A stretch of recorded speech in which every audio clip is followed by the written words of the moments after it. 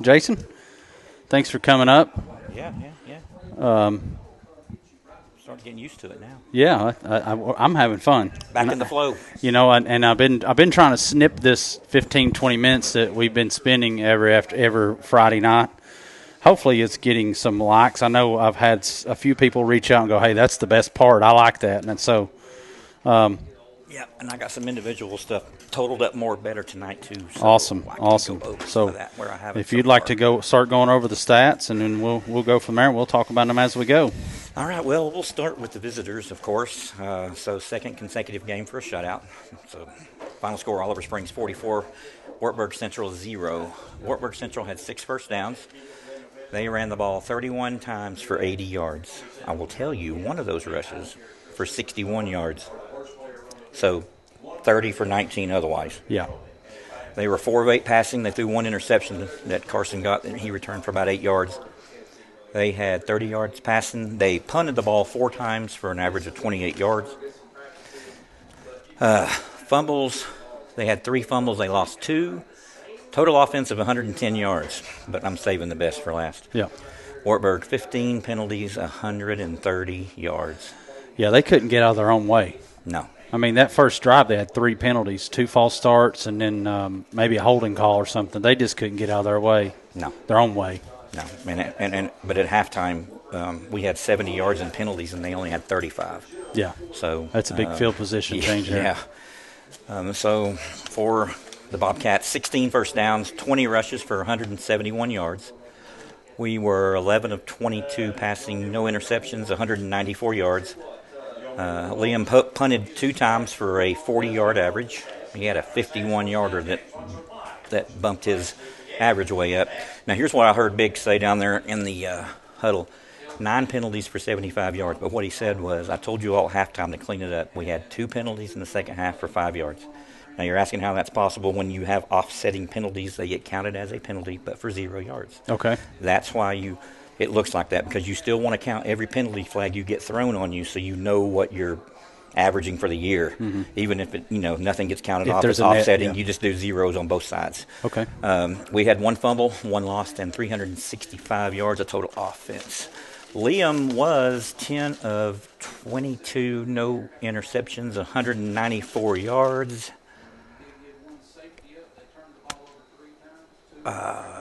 2 touchdowns passing, and he actually ran one for 41 yards. Yeah, that was a nice run. I told him, I said, you got out of the negative yards now for the season. So I'm sure he's very happy with that. Yeah. I mean, Jackson Jett, 5 rushes, 71 yards, 7 receptions, 120 yards. Birthday boy shined tonight, didn't he? Yeah. Well, I hope his birthday isn't very good tomorrow, if you know what I mean, since Yeah. he roots for that other team with red and black. Yeah. If you hear that, Jet, we don't like Georgia. Oh, he knows. we had a discussion about that down there. Defensively, there's not really anything that stands out defensively, because you had that running clock most of the second half. So Yeah. not a lot of plays ran, really. I mean, in the first half, Wartburg had 8 possessions, and they only had 3 in the second. So, but that was because of the running clock, obviously. Yeah. And we only had 2 in the second half. We had 7 in the first.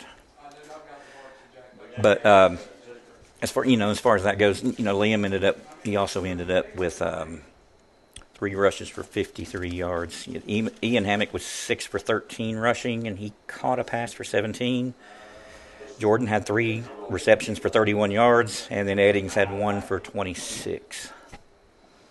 And then Eddings had he had 1 rush for 9 yards down there on that. The snap was high. It wasn't. I don't believe it was a called fake. The snap was high? Yeah, the snap was high. He said fire. Coach said fire, so I think that means take off. I don't think it was called. Okay. So. Yeah, I wasn't sure. We felt like it was intentional because the snap, to me, it didn't look like the snap was any higher than some of the other snaps earlier in the game, but it was high. Was it? Yeah. And then he just took off with it, and if he hadn't have planted, he wouldn't have got the first down. So he put his foot in the ground here and made a good cut and got the first down. But yeah, it was high. This is like inside the stats a little bit, but Bryson Goodman kickoffs tonight. 5 of his 7 kickoffs landed at the 14-yard line. Yeah. 46 yards. He was consistent. It's right there. You know, Yep. you had a touchback. I halfway wonder if it wouldn't have been more because of the, you know, you had a 30-yard kickoff because of all the penalties there at the end. Yeah. Of that, with that one play in the end zone on the extra point. But yeah, he was. Well, and his other one, other than that, went to the 16. So he was within 2 yards of every single kick. And I don't remember us having a kicker like that was that consistent. No, if you know, I would imagine if I was a special teams coach and if my kicker could put it there around that 14, 12 to 15-yard line every time, then I could make the other team kids go where I want them to go. Yeah. So. Yeah, without a doubt. But yeah, he had it. You know, that jumped out at me big time tonight for whatever reason.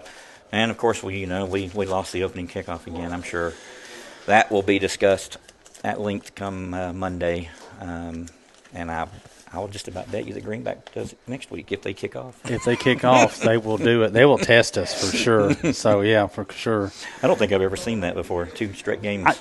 Opening kickoff, I mean. Opening kickoff, exactly. I was like, my gosh, this is 2 weeks in a row that we've had to have our hearts broke here a little bit. Can't even get started, but I was talking about Liam being 10 of 22. I meant 10 of 21 passing. You know, his first 3 were incomplete, so he really took off after that. Yeah. He really did. You know, he went 10 of 18 the rest of the game. He had about 3 passes that I promise you when he watches the film back, he's going to want them back because one went right over Carson's head. He missed Jet down here, I think. Yes. And he missed, I can't remember if it Jordan or somebody, but they were there. He just kind of had a little bit too much air in it or something, but. So, all right. His eyes might have got a little bit big for seeing some players more, you know, maybe kind of wide open. Yeah. You know, you don't normally see that a lot. Yeah. But he's different. You know, the passing game is just unreal now compared to not every year here. Is what I mean. I was telling everyone on the broadcast when we started that we're watching probably some of the best Bobcat offense that's ever been played. Mm-hmm. I mean, and I've got some stats that I was bored this week. I won't anybody at work's listen. I wasn't bored at work, but I was bored at work, and I was pulling some stats, and I was just on the website, and I don't know how much I trust them, but they look accurate to me when I start looking up what I know. You know that. I'm trying to pull up here. It's tough when you're blind. So just to go over the game tonight, you know, Wartburg is our second longest, I wouldn't call it rivalry, but it's the second team we played the most behind Cofield. Okay. Cofield, we played them 80 times. Okay. Tonight was the 68th time for Wartburg. Okay. And then when we play Rockwood later on the season, it'll be the 68th time for them. Mm-hmm. So Wartburg, we've played them a lot, I guess, you know, especially back in the AA ball days, right? Mm-hmm. You know, I guess we're region together in Region 2, Region 4, whenever all those things are moving around. So correct. That was interesting. Our first time since 2016, though. First time since 2016, yeah. So I guess that was the last year we were in AA. Yeah. And we definitely hold a large advantage to them. We're now at 57 wins in that 68 games. 57 9-2 or something like that. Ties? Yeah. Ties back in the day. I don't know. Before they had to be in the 40s or 50s or something. But I don't know if we've ever had back-to-back shutouts. Oh, yeah. We have, I'm sure. I'm sure we have. But that's interesting. Think about how some of our games went. Some of these teams that are a lot smaller than us that we would play back-to-back weeks. I don't want to mention names. I don't want to get somebody on me, but you can probably figure it out. Yeah. Yeah, I'm sure we have at some point. I know, but going back on the offense, you know, the most points, you know this, you've kept all the stats. We had 464 points scored total last season, which was an average of 35.7 per game. And in the last couple of years, Biggs has been in the top in offense for Auburn Springs. He's been up there. His record now goes to 30 wins. Mm-hmm. So that's the quickest in coaching history for any coach that's coached Auburn Springs. Not surprised. And Larry Green was the quickest at 44. Well, let's see. I was trying to think. I'm pulling up my text here. I got a special insider. I'm not going to name their names, but 30 wins in 44 games. And Larry Green, he did it in 56 games. Ronnie Brown had it in 30. He got his 30th win in 62nd game, and Frank Johnson and Wiley Brackett got 30 wins on their 71st game. You know, the reason it took Frank so long is because he wanted to play Seymour first every single year, and we lost every single year. Every year. I went over there 2 years out of the three. I'm pretty sure it was 8 years in a row we opened with Seymour in it. Yeah. And I think him and Gary Householder were friends, so I think that's why that Probably stayed as long as it did. Yeah. Yeah. It was interesting. I like talking about the coaches and stuff, and I know, I guess you pretty much started under Coach Johnson, Frank Johnson. Yes. Yeah. So, and obviously he had a long tenure. I think he was at 17 years or something like that. What was that? 17 years. 17 sound right? 89 to 2005. Something like that. Yeah, 89, Wiley, 2005. Johnson's overall record is 91 and 94. And then you got Ronnie Brown, and then this is the top 10 winningest coaches in Auburn Springs history. You got Frank Johnson number one by wins. Then you got Ronnie Brown. Then you got Brackett, and then you have Green, and you have Coach Doug Brown, and then now you have Coach Harper moving into 30-win bracket. So Coach Harper's definitely on a trajectory to get out of his. Coach Harper is second in the winning percentage of those. It's 67% winning percentage. So Coach Ray Drost was the 73%. I did find it interesting that my contact that sent me a message today that Coach Don Williams, I don't know if there's anybody out there listening that knows him or whatever, but he coached at Auburn Springs in 1962, and then he coached again in 1966. You know where he coached in between there? Right down the road. Really? He went to Cofield for 3 years and coached. And we let him come back? He coached 63 to 65, so that was interesting.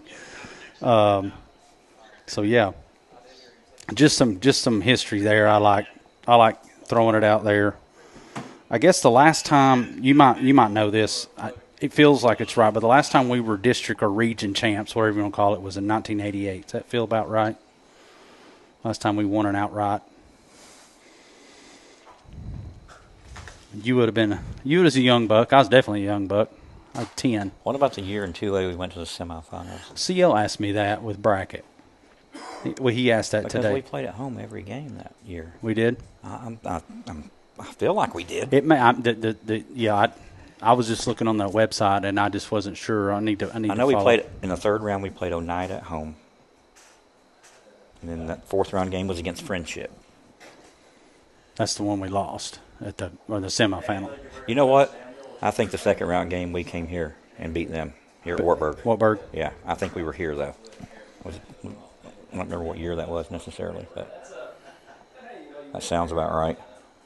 So that was definitely interesting in football. So it's we're long overdue for a outright region title. I know it's been tough, with playing Cofield every year in this region, and there in the late 2014 to 20, nobody could beat Greenback.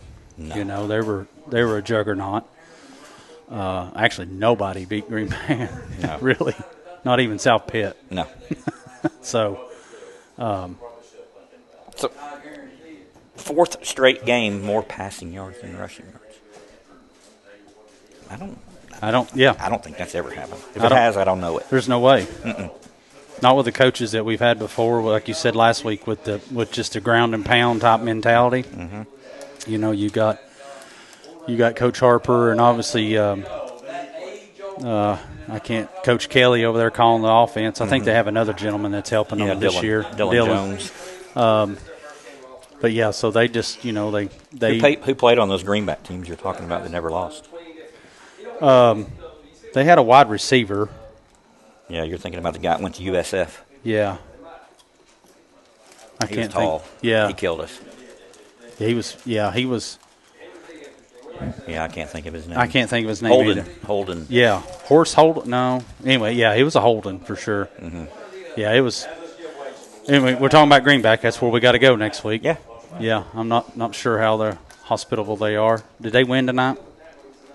They were up 14-8 at halftime. It was it was close game I haven't looked with at him any and scores. Harriman. It's at Harriman.